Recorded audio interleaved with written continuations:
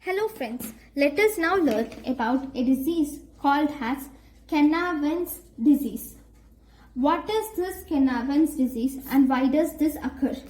This Canavans disease occurs due to the deficiency of aspartoacylase. What does this aspartoacylase do?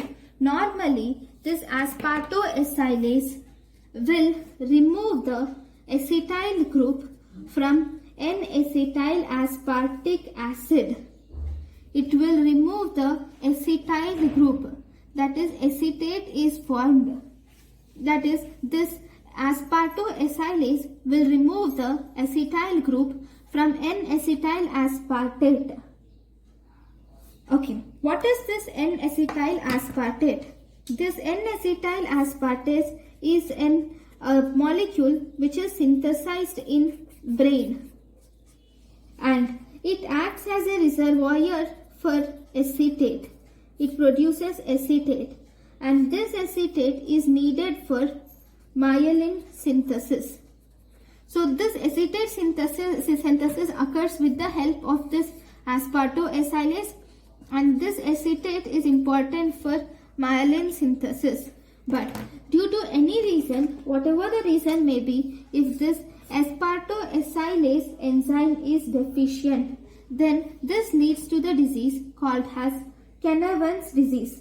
When this aspartoacylase is deficient, then this conversion of N-acetyl aspartic acid to acetate does not occur, and as a result, this N-acetyl aspartic acid level gets accumulated, and this is deposited in the brain, and this is also excreted in the urine.